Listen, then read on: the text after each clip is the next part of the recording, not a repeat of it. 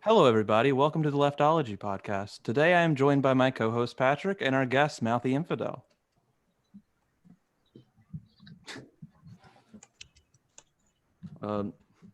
Today we are planning to talk about democratic strategy and Jimmy Dore's recent, explosion? It's probably a correct word to say. Yeah, that's probably accurate. Yeah, I watched about 5 seconds of his clip. I've never heard of this man before. And I was like, I can't take this anymore. This is not fun. See, I had never heard of him before, but apparently he worked at like the Young Turks with like Hassan at some point.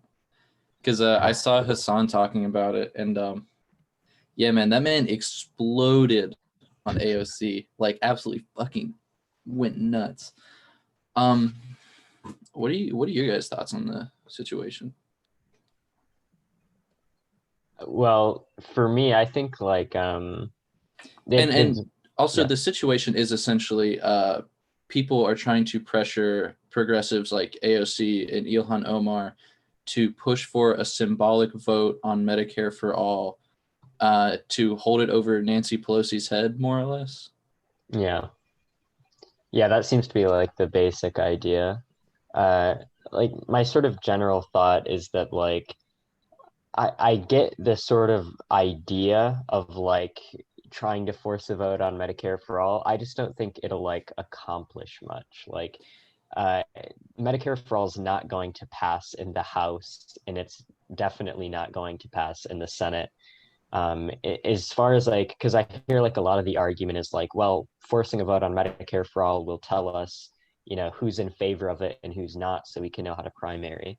But it's like, if you want to know who's in favor of it, just look at the co-sponsor list. Like, we already Exactly. know this information. And also, a symbolic vote isn't really going to tell you who really supports it and who will really support it when the time comes.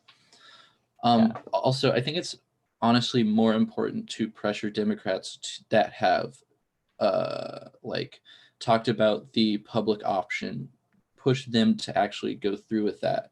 Because I don't think you're going to get them to come over on Medicare for all if you can't even get them to do the public option. Yeah, I think like what you said about the it won't tell us like who actually might support it in a real scenario is interesting, because a lot of this sort of response when people like AOC say, well, if you want to know who supports it, just look at the co-sponsor list. What people like Jimmy Dore have tried to respond with is, well, people might co-sponsor the bill and then like not actually vote for it. But the problem is, if Democrats in the House know that this bill isn't going to pass the Senate anyways, they might still feel comfortable just voting again or voting for it, even if they really wouldn't, if they thought their vote might lead to it being passed, Yeah, it's just as pointless as the co-sponsor. But on the topic of like the Medicare for all versus the public option, I'm curious what you guys have been thinking about it, because my kind of stance on it is I don't know if it is a good move to go to the public option instead of just going fully for Medicare for all, because I feel we're going to create a two-tiered healthcare system where poor people end up getting screwed over. But the fact that poor people have some sort of option at all is going to keep us from moving any further. And so I've been thinking about this a lot with honestly a lot of economic conditions. Where is incremental change going to hurt further incremental change in the future? Yeah, I think the public option has never been something I've been super big on. I think like the public option would undoubtedly be better than what we have now, but um, it still leaves like a lot of the worst aspects of our current healthcare system in place. It still allows for this system of insurance churn, where tens of millions of people a year, if they lose their job or they get divorced or they reach a certain age, have to switch their health insurance, which adds a lot of stress on people. It leaves in place like bloated private insurance administrative costs that leads to us all spending more on health care than is necessary. And it still leads to high cost sharing, where in an ideal healthcare system, we would have very low cost sharing, meaning that everyone's basically paying the same amount into the healthcare system, no matter how much or no matter how sick they are or how much they're utilizing healthcare. And under a public option, this isn't the case. You know, if you're sick, you're still paying a lot more for healthcare. And I think this is a problem, well, one, in the respect that it's going to lead to a lot of people not utilizing healthcare as much as they should be because they're afraid of having to pay more.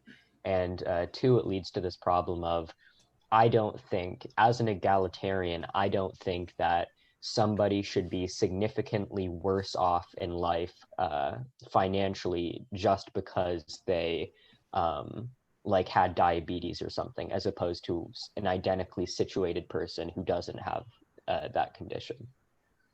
I also think there's a problem with like coming to the table with the public option as all that you want, because like if we're looking at the Overton window as an idea, expanding it is generally a good thing, especially towards the left, because the further left that goes, the further the center also moves left. Because like if you come to the table with Medicare for all, you might eventually get a public option. But if you come to the table with the public option, all you might get is that a couple of court cases get removed and make the ACA become slightly stronger again.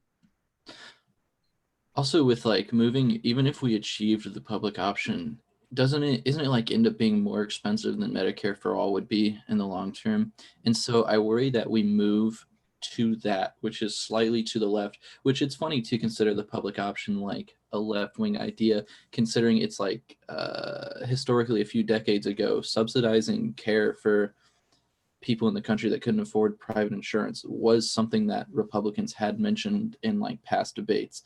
But that said, I fear that also we move to the system that ends up just being worse all around than either of the two sides. And then Republicans end up going, look what happened when we gave them a bone and moved a little to the left. And then we end up bouncing back further right from a bad policy. And that's kind of the same thing I'm worried about happening with the removing subsidies from oil, but not putting any money into green energy. Yeah, I think that makes sense. And I think that like, as far as the idea that we should be like pushing for a public option, because I mean, I don't really know, like, I think you're completely right that a public option would cost significantly more than Medicare for all. In fact, there was a study published a while back in The Lancet on the cost of Medicare for all, which basically found that because Medicare for all would so drastically simplify administrative costs, obviously, because now there's not a bunch of private companies like competing and, you know, engaging in business strategies to deny people care if their costs would be too high and so on. And no one's like trying to fit profit into their payment as well. Exactly, yeah. And so like, because Medicare for all would drastically simplify administrative costs, it would lead to the country spending drastically less on healthcare. Whereas a public option, the researcher who did the Lancet study essentially said that while Medicare for all would drastically decrease healthcare costs, public option would probably substantially increase healthcare costs. So even like, and it's funny because like a lot of Democrats like Joe Biden were posturing about Medicare for all, saying like, look, the reason we can't have it is it would cost too much. But like the reality is, according to all the credible research, the public option would cost substantially more. Yeah, and the worst part is people believe that because of this idea of playing the centrist game of there's always two sides that need to be heard out and come together. But I find that like with a lot of the stuff we're talking about right now, the centrist take is worse than either of the sides. And man, it's gonna be really fucking hard to listen to Joe Biden for these next 4 years, especially considering he's not even yet in office and is already like his little dementia brain is making him go angry on progressives. Yeah, it's certainly frustrating. I will say though that to some extent, a lot of I think progressives should rightfully be upset about what Joe Biden is going to inevitably do as president and what he's already done in the posturing he's sort of taken up. But I do think there is merit to the idea that to some extent, the growth in the left-wing movement has had a substantial impact on the way that Joe Biden has operated. Because Joe Biden throughout his entire career has essentially just been like a weather vane. Like he will put himself in the middle of the Democratic Party, like in the exact middle of it, wherever it happens to be at the time.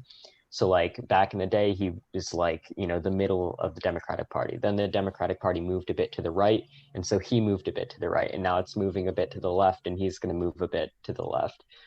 He just kind of wants to be like at the center of the Overton window, wherever it is at the time. And I think we can see some substantial like positives of that, particularly in terms of who he's picking in terms of his cabinet. I mean, if you compare Joe Biden's cabinet to Obama's cabinet, Joe Biden's cabinet certainly isn't good, but it's substantially better than Obama's cabinet was. So yeah, I think at least that's like somewhat of a silver lining here, I think. So you think that maybe if we further shift the Overton window, that he could be pulled to a more left-wing position? Yeah, I think so.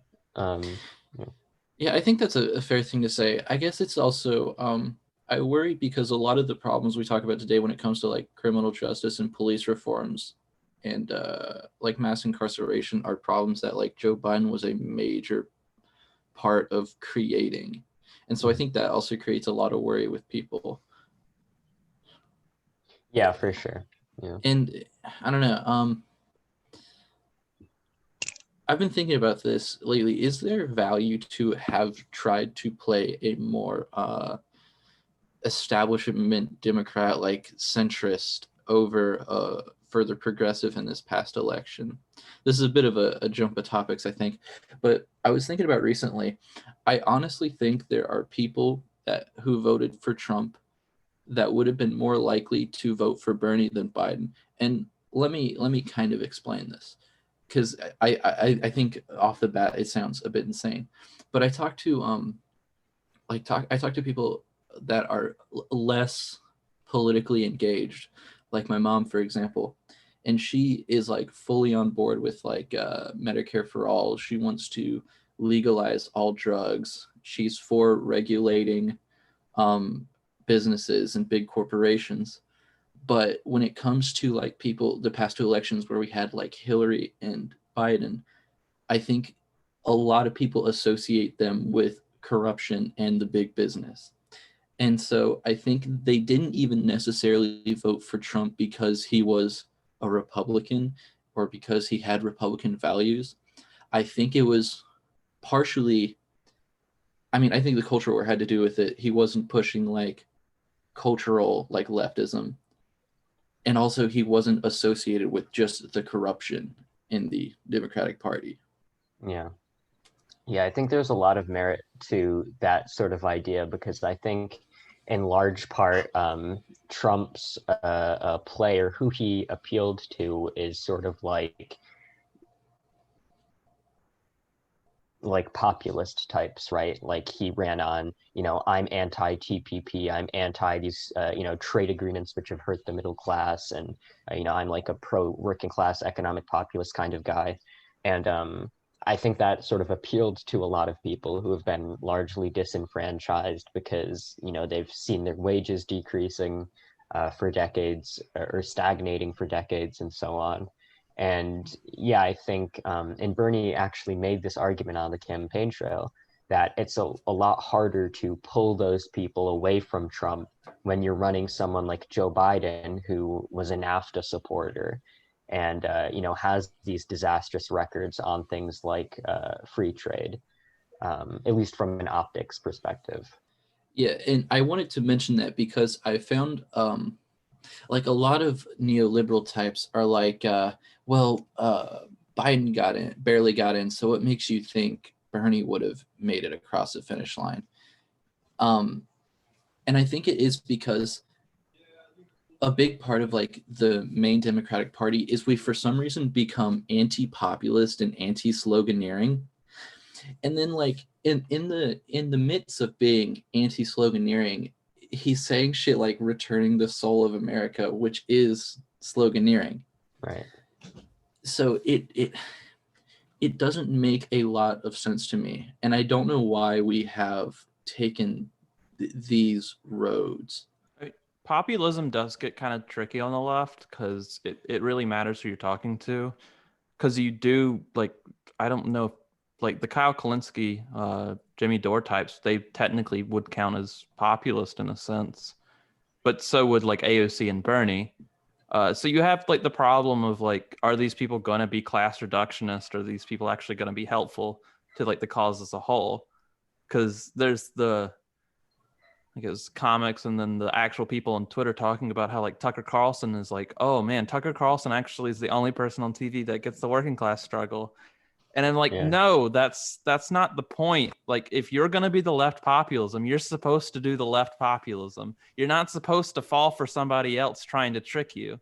You're supposed to be the guy on TV telling you are being exploited. It's by the rich people. It's not by the Jews. It's not by black people. It's not by the foreign government. You are being exploited by a rich class of people who want to take as much money out of your labor as they possibly can, and that's it. Nothing great Yeah. behind it. Can that message even be achieved through the Democratic parties because of all the big donors to the party? It would take a while. I think Cam's point here is interesting because I do think there's this like super pernicious trend where so-called left populists, and I know before we started recording, we talked briefly about Rising, which I think is a perfect example of this, where some people who call themselves sort of like left populists will essentially frame it as if left populism and right populism are basically two strands of the same tendency. And we have, the common enemy and these common goals of wanting to take down the establishment, which is why like literally the title of the show Rising is like two populisms are rising and taking on the establishment. Oh, And it's framed in such a way that as if right populists are our allies. But this is seems like a super pernicious idea, because just because we share some similar vague criticisms like the establishment is bad, that doesn't mean we share the content of that criticism or the solution. Is very exactly different. right. It's Yeah. like, are we talking about the bourgeois or are we talking about Jews? Like that's and when we talk about a solution, are we talking about giving people healthcare, or are we talking about like excising other races from our society?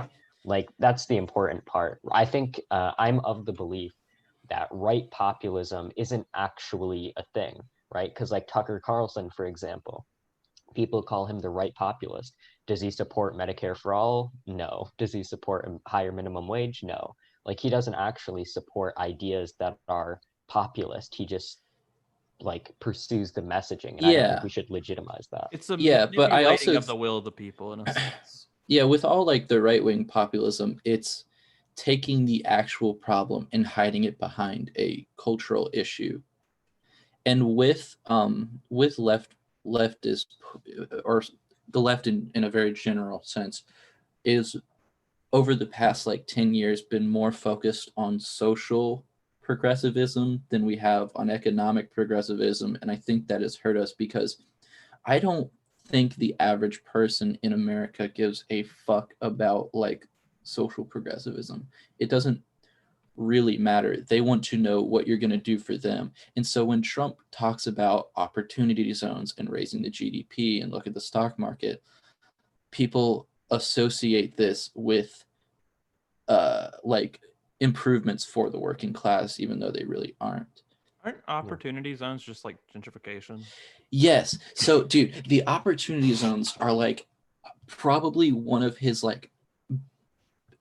optically best proposals, because it's literally just gentrification. It's literally just pro big business bullshit, but it sounds like it's good for poor people. And the way, and he constantly talked about it, about how he's expanding on opportunity zones. We're bringing these opportunity zones to these poor areas. And it makes it sound like he cares and he's doing populism that's good, but it was total bullshit. It's just That's fucking what they've Reagan. always done though with the poor areas.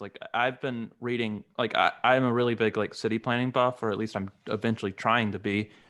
So I'm reading a book called it's called Capital City. It's on Verso if you guys want to check it out, our listeners, or the 5 people that are going to listen to this podcast. But they're talking. I'm on the New York chapter right now, and it's talking about how Bloomberg and De Blasio aren't much different on their real estate policy, and like it's pretty much true. I mean, Bloomberg's worse. I question if I would have voted for Bloomberg had he been the nominee. Like, I think the only real difference was that Bloomberg really believed in the climate science. And that's about it. He'd fuck us over in every other way. But like it's some evil stuff. Like it's taking away. Let me try and rephrase it. So what happened is like there was a push towards like putting the Olympic Games for 2012, which eventually ended up in London, in New York. And the guy who started that proposal became somebody not in the city planning department, but over it. And when they get denied later, about 2005, they moved all these like giant stadium plans and these village plans. And they don't just completely scrap them because they're not getting at Olympic Games, but they turn them into gentrification. So like Bloomberg is, at the time, was probably one of the most powerful politicians in America. As a mayor, he represents more people than pretty much all people in Congress and a good many governors, because that's, what is that, like about 10 million people in New York now? So he just took these swaths of land and just repurposed them for high-end housing. What was it? I think the plan was he upzoned poor housing, which if you don't know what that is, it means that they can put more houses in a plot, or they can put more living places in a plot. And then they downzoned the rich areas, which means that the places that already had more places or like rooms to stay in than were allowed, their value goes up.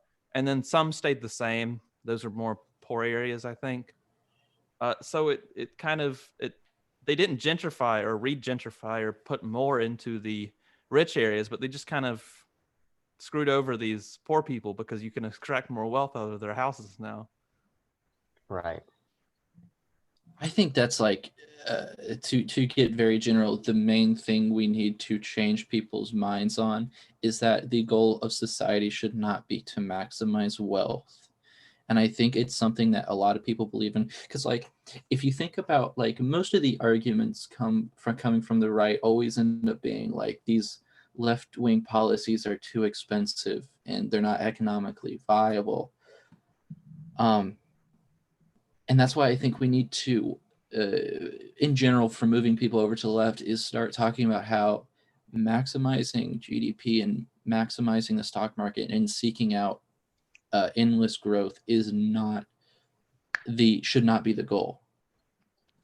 Yeah, I think to some extent having productivity increase is a good thing, but I think that there's a strong argument to be made that we can do these kinds of things within the framework of the kinds of policies that leftists advocate for.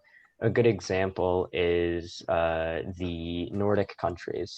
The Nordic countries have single payer, or well, not all of them have single payer per se, but the Nordic countries have, universal healthcare programs, free college, like super high taxes that fund super expansive social welfare states, massive unions, all these kinds of things, which right-wingers argue isn't conducive to economic growth.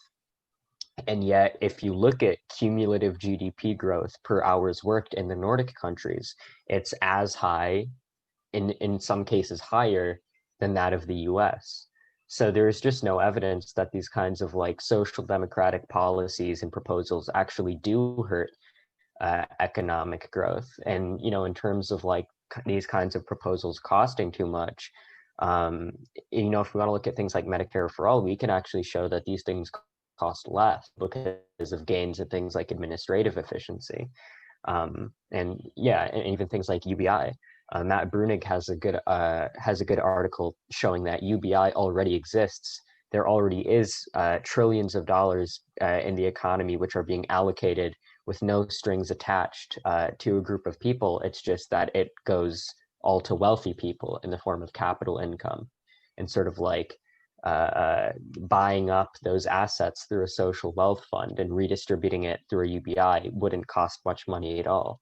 So yeah, I think there's all kinds of arguments to be made that, you know, this sort of fear mongering about cost and growth and productivity against as a means to resist social democratic policies is just not very well founded, I guess.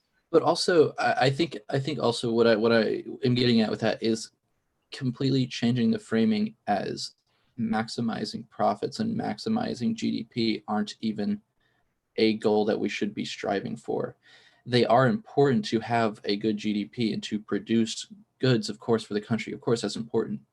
But maximizing it and making the most of everything should not be the goal. Though it is part of it. And I guess like why I make that distinction is because when you talk about how I think it is important to say Medicare for All is cheaper than the current system and than the public option system, but it also does play into that framing of the argument. Yeah, I think so I think that like GDP maximization and having like a good GDP and productivity, I think I agree with you that it is desirable. I think it's a good thing, but I don't think it should be like the main priority, right? Because I mean there are very clearly countries where the GDP is to some extent lower than the US's GDP or GDP per capita. And yet the standards of living for the average citizen are far better, right? Like I think like Finland and like Denmark and Sweden, I think some of these countries have lower GDP per capita than the US, but I don't think the average citizen cares how high the GDP is when they are taken care of in terms of healthcare and education and these kinds of things. So yeah, I agree with you. Like GDP isn't the best metric when sort of trying to analyze the health of a society or how successful our economy is. But I do think to some extent, having like GDP growth is better than not having GDP growth, all else being equal, you know? Yeah, I guess I just like I think about it as like the settlers versus like indigenous people at the time, where one of the reasons the settlers justified taking indigenous lands was because they could use the land more efficiently when the indigenous people were only producing enough to provide for themselves and not getting greedy and not being greedy with the land.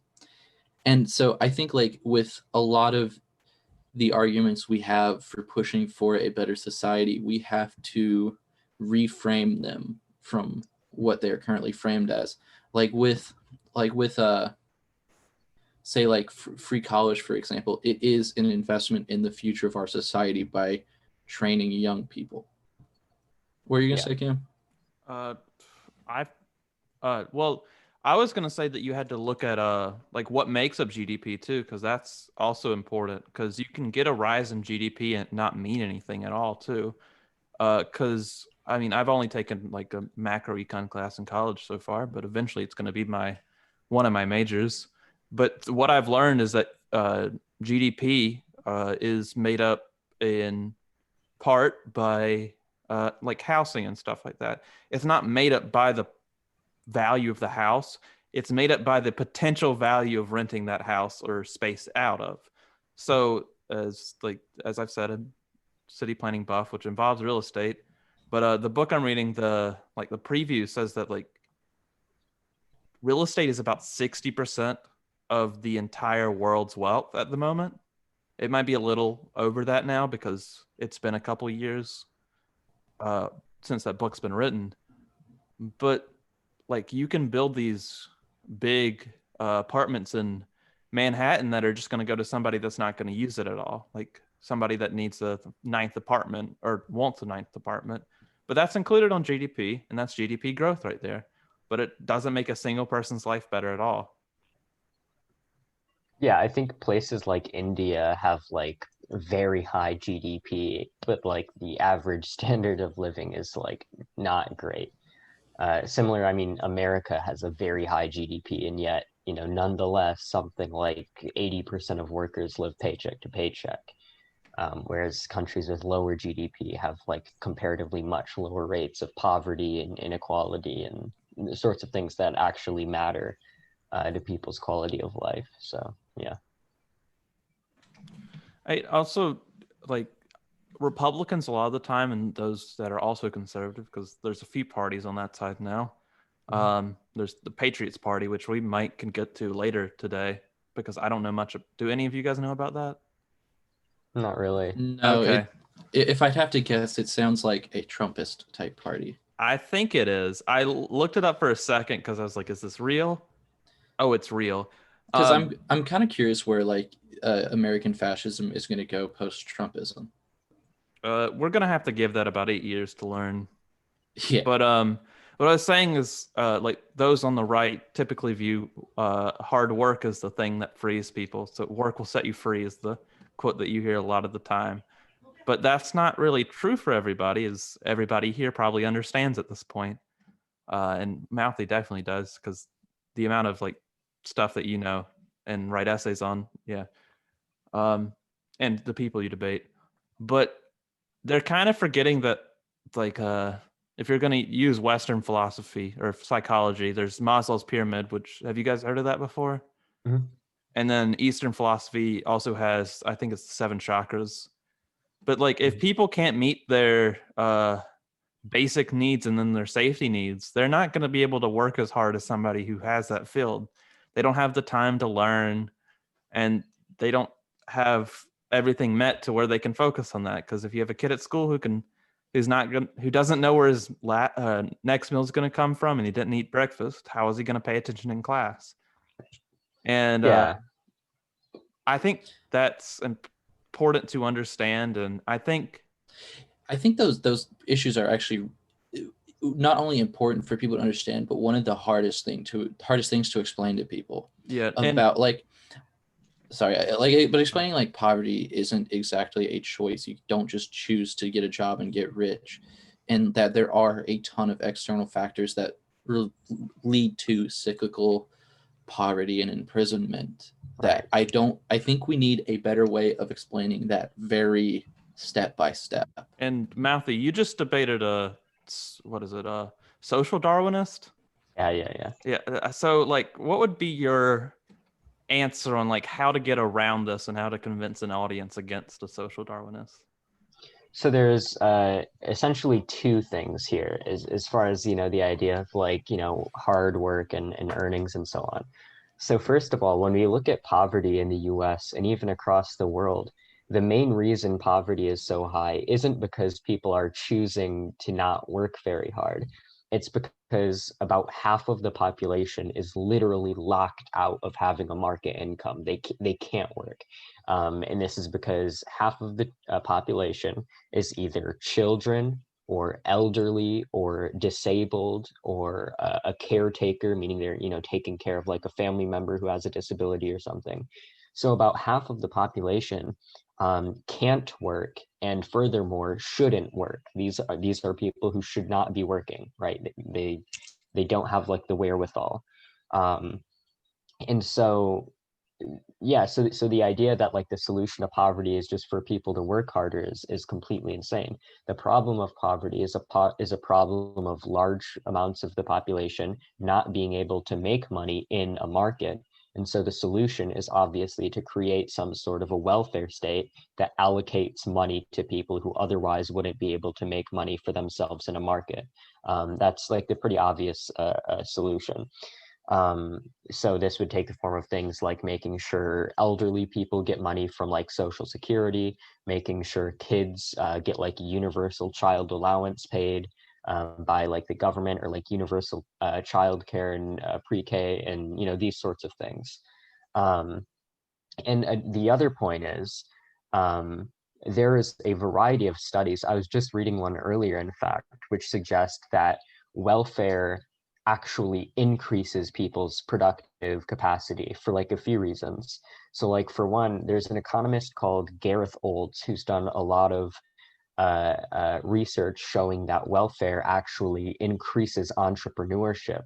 And that's largely because people, there's a lot of people in the economy who might be thinking, hey, I want to go start this business. I have this good idea. I want to go out and be productive and be an innovative, business starter or whatever.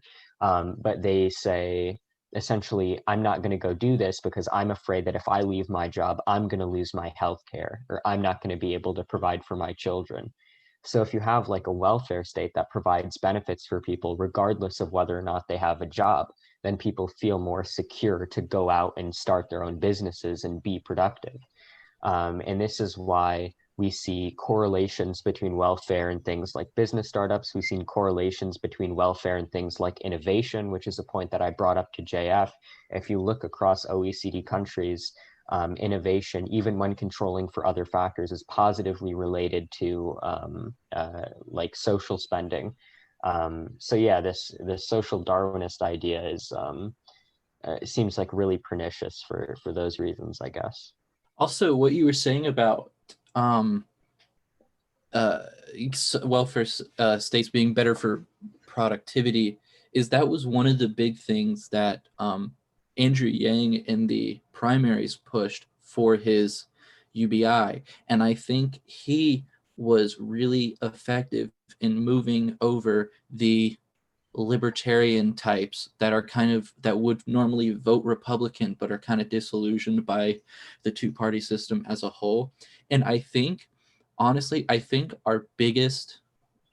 the people we should be focusing on, in my opinion, as the Democratic Party are not the people in the middle, but the disillusioned libertarian just want to grill types.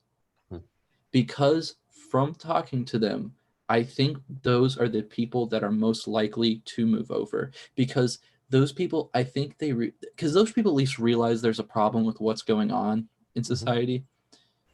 And I think if you can convince them of your solution and that there are solutions available outside the Democratic and Republican Party, then you can move them over on that through like those values of like what you were talking about, like having good welfare state to improve innovation and stuff like that, because people don't have to worry about whether they're going to end up on the fucking street or not because they want to invest in something. Right. And I think a good way to sort of convince libertarian types is to make the case that, hey, look, your, I just want to grill libertarian idea is a good one as long as everyone can afford a grill, because otherwise, kind of having like symbolic freedom where you're technically allowed to do whatever you want in life doesn't actually mean much if you are too scared of, leaving your job to pursue what you actually want to pursue with your freedom. So I think that's like a pretty like a pretty good argument to make for like libertarian type people. Yeah, and the other thing I've been talking about to people about to move them left is when addressing the hierarchy, like because people will talk about, especially like with post-Reagan stuff, people will talk about how poor people are just lazy and they don't work hard. But I've been trying to explain it in the way that like capitalism breeds hierarchy. Hierarchy, and like this is something even like the Friedmans talk about, whether it's Milton or his son, where it's like hierarchy is a very necessary part of capitalism for it to work. And even if everyone in the society worked equally hard and was equally abled and had equal opportunities, you would still have people at the bottom. And those people at the bottom deserve to make a living wage and they deserve to have their needs taken care of. Yeah, and I think another way to go about that is like what you're saying is like completely true. And additionally, if you just want to look at it on a purely empirical level, the vast majority of people on welfare either are working or can't work or like have a family member who's working. The amount of people who are just like living off welfare and not trying to find a job and are just like hanging out, being the sort of the welfare queen stereotype that the right pushed for a long time. This is a tiny percentage of the population, and like every study on this has like borne this out. Like almost everybody on welfare is either can't work, is working, or is looking for work. And additionally, if you want to look at the how welfare itself affects incentives, studies have found that the effect of work disincentives on from welfare on welfare's impact on the poverty rate is about basically 0%. So there's just like no empirical basis for any of this. Like the sort of fundamental idea is people generally, this isn't like a utopian myth. This is backed up by like statistics. People generally want to work. People generally want to be productive in some capacity and do something with their lives. So yeah, this has always been sort of a myth. Yeah. Yeah, that's also the thing is like that's also one of the things that goes with like socialism is how do you get people to work? And I think it's because since people don't work jobs they like, they either pick a job because it's well paying or pick a job because it's all they can get and they're not paid that much at all. I think people I think we've devalued work. You know, especially because it like people at the top are always like if you love your work, you'll never work a day in your life and shit like that. And they glorify work but in the wrong way almost. Yeah, for sure. I don't know, I feel like there's more to say about that, but I don't know where I'm going with that. I haven't I thought mean, about it before. I've heard on the left. I haven't seen it in a while, so I don't remember everything about it. But like some people were differentiating labor from work. Yeah, that's always like I never really was into this sort of thing because it just seems like a semantic kind of thing which isn't Yeah. going to make sense to Also, most people. Yeah. semantic arguments, if you want to make random semantic differentiations and like even meaningful semantic differentiations, those are always gonna lose. Like the private property versus personal property, people not only don't understand it, they don't give a fuck about understanding it. And then like you'll be arguing with someone and you'll be like, when I say private property and personal property, I mean this, and they'll still lump the two together regardless of what you say to them. You mean I can have my toothbrush, but my house is collectively owned? Right, You're right. gonna take my house and my toothbrush? Does my son have to use my toothbrush too? Do we only get one Yeah. toothbrush a year? And it's like it's sort of like we can see this in the example of like the personal private property thing. We can see this in the example of like even to some extent ideas around abolishing and defunding the police. It's just like we have all of these and additionally when people say on the left say like abolish work or whatever, it's like they're just saying these things and it's like I don't know, like how do you not know that the vast majority of people aren't going to know like what you're talking Well, about, you know? even with stuff like defund the police, I think like Joe Biden was talking about how defund the police was making him do bad, made him do worse than he would have. And it's like, no, there's a lot of fumbles you made. This should have been in the bag for you. But You didn't talk for like 5 months after you got elected, brother. Like, um, but also, I think the problem with that is we say these things and then we do a fucking terrible job for advocating for them, and we let the right wing describe these things to people. We let Republicans tell people what defund the police was. We were not at the forefront of describing that movement. yeah, That because is why defund the police failed. Like, like I was even talking to like my family and they'd be like, they're talking about defunding police. That's such a stupid idea. The stupid idea I've ever heard. And then I explained to them, like, oh, maybe that's not so bad because we let them describe it. yeah, because Well, yeah. you see it on the stage in like the Joe Biden Trump debates, and Joe Biden's not. He's barely playing the offensive at all. Like he'll say like "shut up" and stuff like that. Dude, But he's saying like I defeated the socialists and stuff like that. I think defund could have been a winning strategy on the debate stage if he took 5 fucking seconds to explain it. It's not the best term of all time, and I'll admit that. I think maybe demilitarize the police would probably been better, and that's honestly what we want. Or something. In the long term, like we might want to change it away from law enforcement to more, I guess, Well, community something would be the best thing. The Because thing is with like defunding the police is it's largely tied into defunding the military too, because you can't demilitarize the police without defunding the military. well, yes, but the thing is that like if you just say defund, there's like Florence, we had our police shooting here 2 months ago. And it's such a stigma. It's like, oh, you want cops to go in defenseless, and it's like you kind of have to backtrack on that because it's not something you can go forward on and you're going to turn them on. Well, the thing I've been like mentioning is that people always go, no, we need more funding so we can do more training. But you have to recognize that the training is how we got into the problem in the first place. Yeah, the training is a little problematic, especially if you look at what training they're doing. The problem's not that the problem is that they do so few training. It's like 600 hours or something. Like I've spent more time playing on Minecraft servers in the last like Also, 2 years than they spend like doing law enforcement. Like your job is to like protect, or your job description as it is towards the public is to protect me. I mean, it's probably really just to protect private property, but you spent 600 hours training for your job. Like my job is to stare at people and make sure they don't drown. And I had to do like 20 hours for that. And I have to retrain every few months.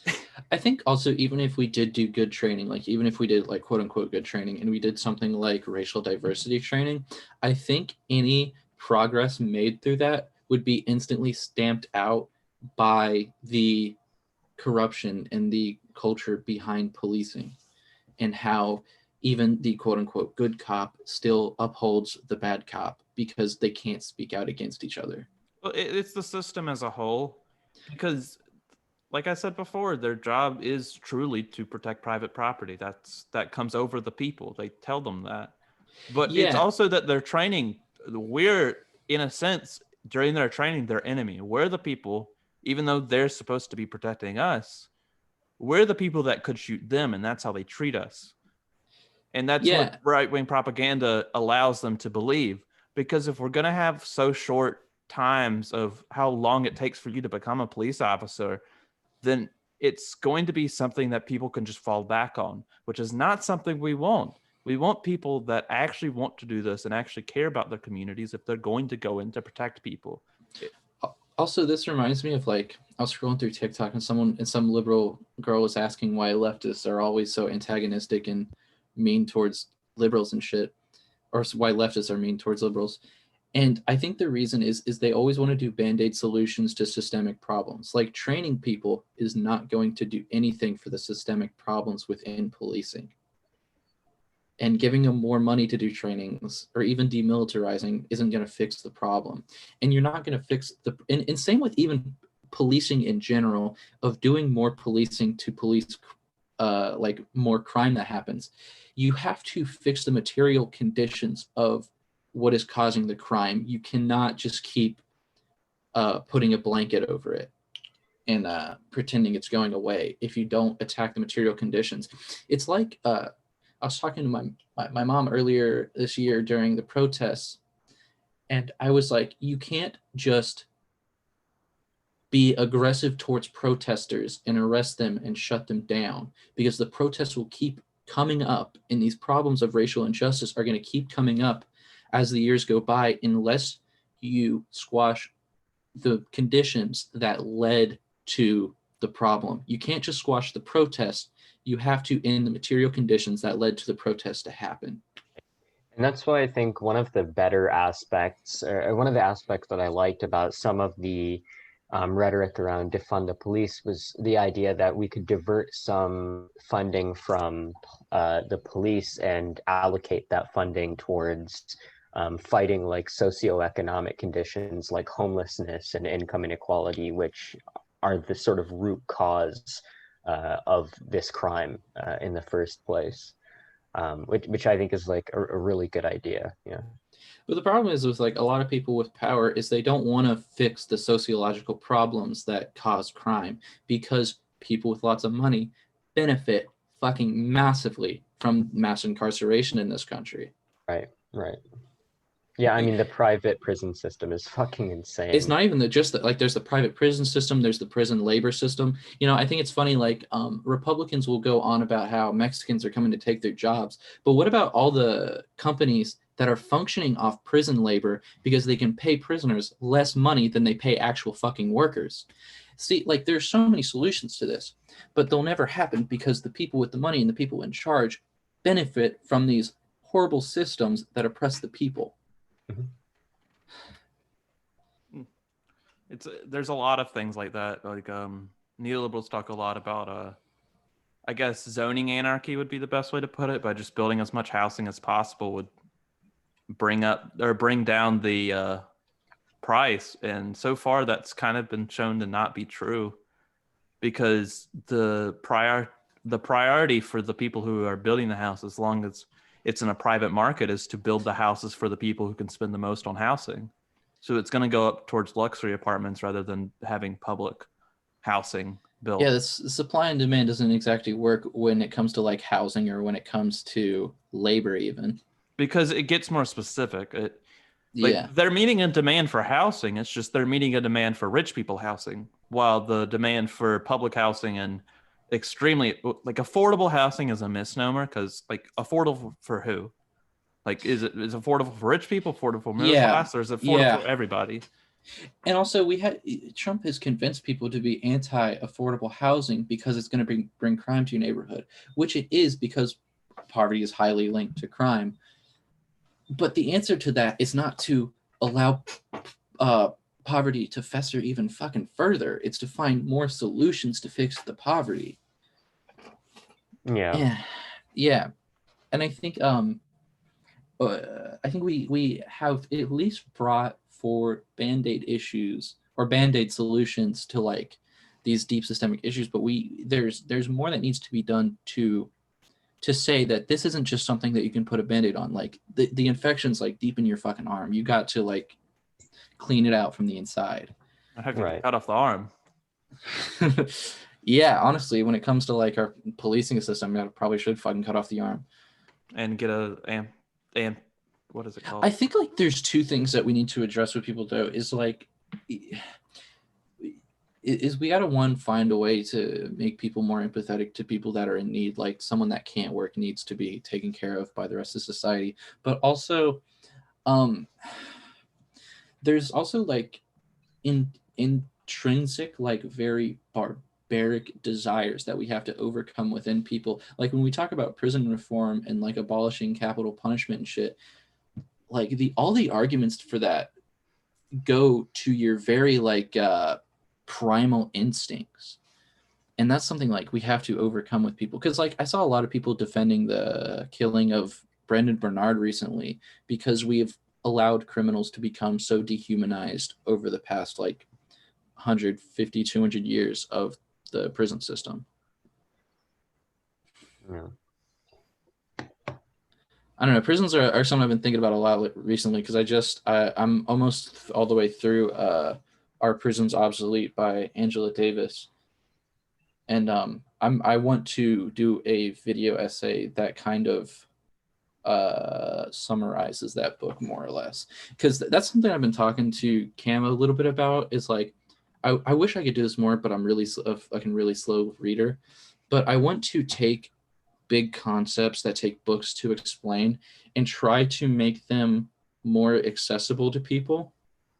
And like I want to try to like boil down these big complex topics, but it's a really hard thing to find where to start, because they are a big web of issues that led us to where we are today. Yeah And I do want to bring something up maybe for the last 20-30 minutes of this, but like Mouthy is another creator, as the last creator we talked to was Isocratic, I believe, in episode 2. But like messaging is a good thing to talk about a lot of the times, because I was talking to my grandfather a few days ago, and he's like a Trump supporting right-wing guy, as they are. But we were talking about it, and like I was surprised, and it's like nobody should have that much money, as in like talking about billionaires. Nobody deserves it, and he completely agreed with me, and I was just thrown off.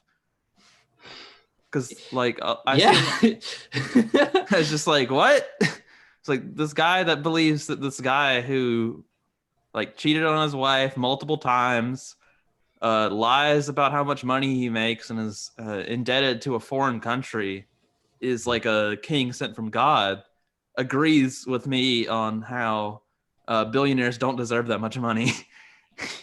Yeah, and it's sort of like, I think that's sort of indicative of like a lot of like boomer types have sort of ideas that are vaguely populist, or sort of like underlying philosophies that are vaguely populist. Like left-wing populists.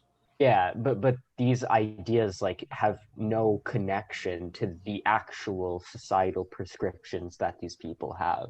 So like they'll say things like, "Oh, these fucking elites are ruining everything, and you know these rich people are ruling over us, and nobody should have this much money." And then you ask them, "Okay, so do you support like higher taxes on the rich to fund social safety nets, or you know like these sorts of things?" And they'll be like, no, I actually support Trump and the Republican Party.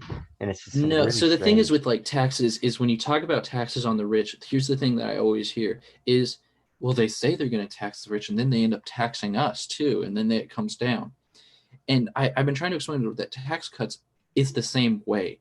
They give, you barely get tax cuts, and they hand out these massive tax cuts to the people above you. But I think what you said is actually really, I had not thought about it that way before. It's really important that the bi-coastal elites people complain about exist because of Republican policies of cutting taxes and deregulation. They do Right. come from a different set of like masters of the government would be a best way to put it. Like the book I'm reading talks about how since like the 50s and 60s that they were mostly raised in, had a different master, which would be like the industrial power that has been in control since like the 1870s. Uh, and now our shift has been to real estate, as I've talked about multiple times here. So like the industrial powers, like the Rockefellers or whatever was in control by the 60s, they benefited from things like healthcare and public housing, because that means that their unions ask for less. Because if the government just hands out housing, you don't have to pay quite as much as rent. Stop asking me for more money, which isn't a real thing anymore, because the new overlords is the powerful real estate firms, and they're like, oh, public housing, that brings my property values down by 0.1%. We can't have that. We're gonna have to move these poor people about 10 miles this way, and then we'll redo this land about 20 years later, and their children will move over here. I got plans for that later. I'm not gonna tell you though. I think like the other big thing with the left is we need to shift focus towards economic issues over social issues, especially considering a lot of social issues find their root in economic issues, and most people on the right don't really give a shit about social issues, as I kind of mentioned a little earlier.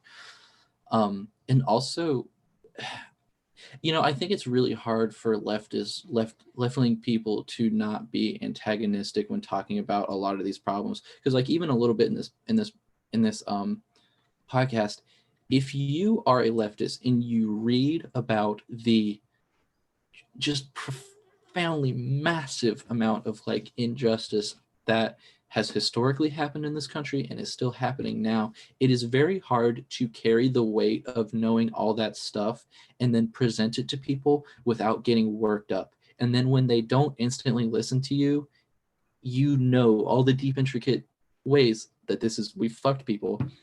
It's very easy to get very angry instantly.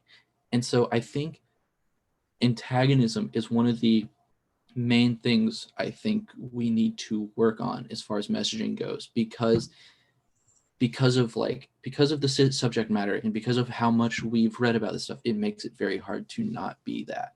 Yeah. In addition to antagonism, there's also just like simplicity, right?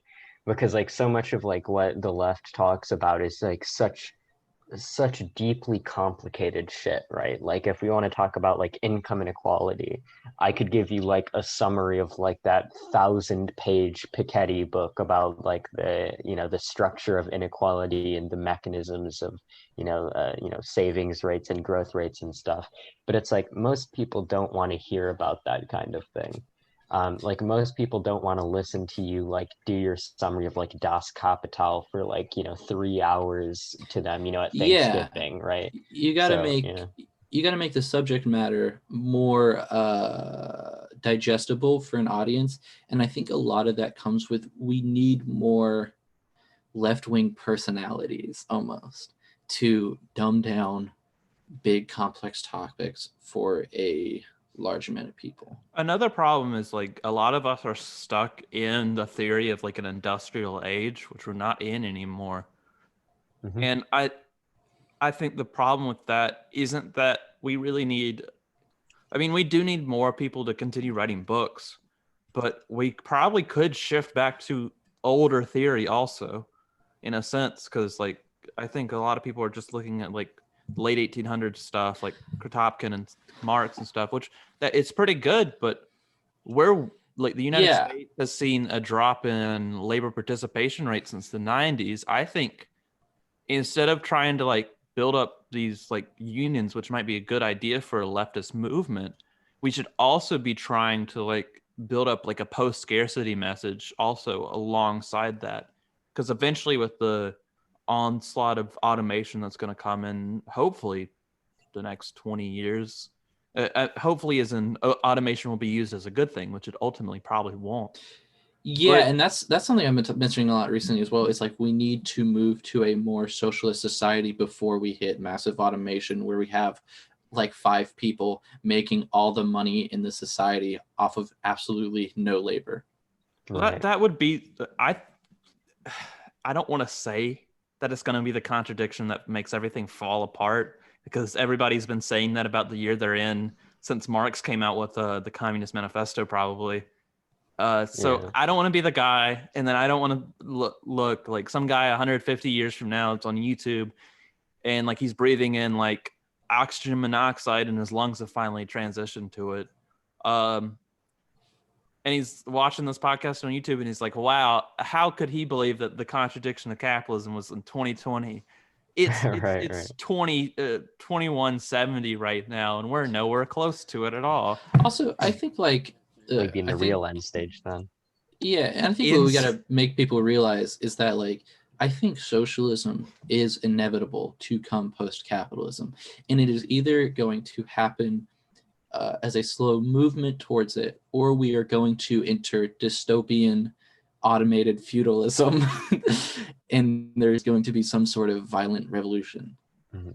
I mean, you do see in history, the contradictions came close to a head in the turn of the 20th century, but you had the progressive movement that kind of like instituted the reforms to like block it off. And I'm not saying those are bad things, perhaps, but they did help to like stop workers like mass rising. They instituted the 8-hour day, and minimum wage law comes in the 30s at least, which is not a bad thing at all. I'm glad for those things to exist. But I think that's kind of a lot of leftists are scared of just putting a band-aid on it and moving the end of capitalism another 20 years down the road for Yeah, and eternity. that's what I was saying earlier about how like a public option is a band-aid solution that doesn't really end up fixing the problem in the long run. It makes it worse. Mhm. Yeah, I think that's what has it been? A little Been over an hour. about an hour, not quite an hour yet. Yeah. But it has been a good talk. I think we're gonna end it off here unless you have anything else Yeah, to talk about. I think we need to bring more guests on. I think the discussion is always better with some guests. Yeah, we need to on our 100th episode, if we can survive that long, just get all of our guests back and just have a 100 people Zoom meeting. Bro, if at this rate, it's gonna take us what, like 10 years to get 100 episodes? Yeah, at our rate of producing an episode between we either produce 3 episodes a week or we produce 1 a month. I think we need to get to we're close to Mouthy's schedule at this point. we got to get to every 2 weeks. We need to get to every 1 week. Dude, I think every 2 weeks, and then if we could do a video essay every month, like we're talking about doing in 2021, I think that'd be successful. Any suggestions on doing videos before we sign off? I'm not sure. Yeah, because you're probably doing different content than us. Yeah, I do like, so like my thing is like, if you guys want to do video essays, I've been like wanting to sort of do video essays for a while, but I have no idea how to edit video. So like I cannot make that kind of content. I'm just like so technologically illiterate. Generally what I do is I either do a debate and I record it, or I like find a video that makes a bad argument and then I record me reacting to it or something like that. It's generally like very low quality like production stuff. See, I think since me, Cam, and we have a third friend with us, I think we might be able to diversify the labor enough to handle it well. Because like Cam, you're pretty solid at writing essays. I'm gonna try to take a. I'm getting solid at writing essays. I'm gonna try to start looking into doing that though. See, man, like I've got topics I want to talk about. Like I want to talk about like the conception of race, and also talk about like I want to summarize that Angela Davis book, but it's really overwhelming to figure out where to start, because I want to help educate people on these deep sociological issues, but they're so complex that I don't know where to start with like explaining them. I mean, we have different ideas for what we have to do. I mean, we probably should also start streaming soon, which I don't want to talk about that right now. I don't want the listeners to just be like, wow, they're just talking about what they're going to do in the future, and then they're never going to end up doing it. Dude, it's so hard with like college, and like I'm also doing my music and shit on the side. Yeah. And then just trying to like enjoy life and do fucking bullshit as well. Well, Mouthy, before you go, you got anything to plug? Oh yeah, my YouTube is youtube.com/Mouthy Infidel, I think.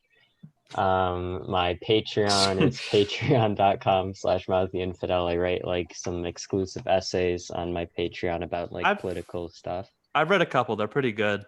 Oh yeah, I remember that. Yeah, you were subbed for a minute. Yeah, I had to move my subs after you were like, I'm gonna take a 2-month hiatus. Yeah, listen. I'll resub once I get disposable income again. It's okay, no worries. Yeah, it's pretty fun. Yeah, I really enjoyed having you on. It's always much more fun to have guests in these chats. It was a good talk. Hope to have you on again. And to our listeners, thank you for listening. We'll be back with another episode eventually.